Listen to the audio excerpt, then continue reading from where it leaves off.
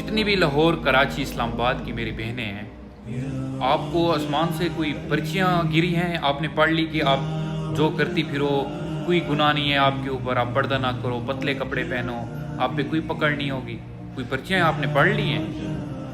یا آپ کو اس چیز کی یقین نہیں آ رہا کہ آپ کو موت آنی ہے اور آخرت میں حساب ہے، قبر میں سانپ ہیں، بچھو ہیں؟ کس نے آپ کو بتایا ہے؟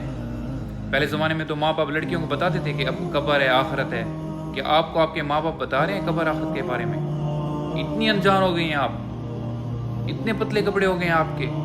میری بہنوں، بچیوں، تھوڑا گزارا کرو، ٹھیک ہے نا؟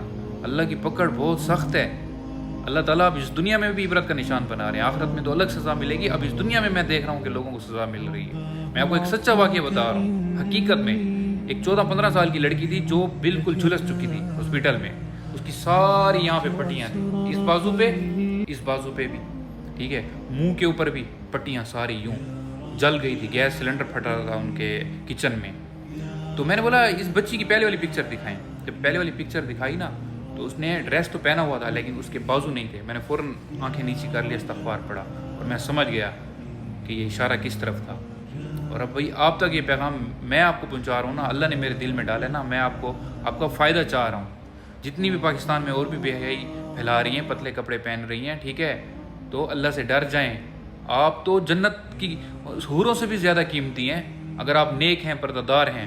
اور اگر پردہ دار نہیں ہیں، آپ جو ہے غلط راستے پہ چلی گئی ہیں، تو ٹیشو پیپر ہیں آپ. ٹیشو پیپر بھی آپ سے تھوڑا مہنگا ہوگا، صحیح ہے، آپ اس سے بھی گئی گزری ہیں.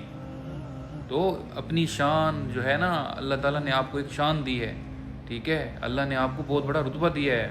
مومن عورتوں کا بہت بڑا رتبہ ہے، جنت کی عورتوں سے بھی آپ اعلیٰ ہیں. تو میری بہنوں، ایسا آپ نہ کریں. آپ اپنا پردہ صحیح کریں، اپنا لباس صحیح کریں. میں ان کے ماں باپ کو بھی کہتا ہوں، میں ہاتھ جوڑتا ہوں، ٹھیک ہے. اللہ تعالیٰ تمام مومن مسلمان بہنوں کی حفاظت کرے، آمین.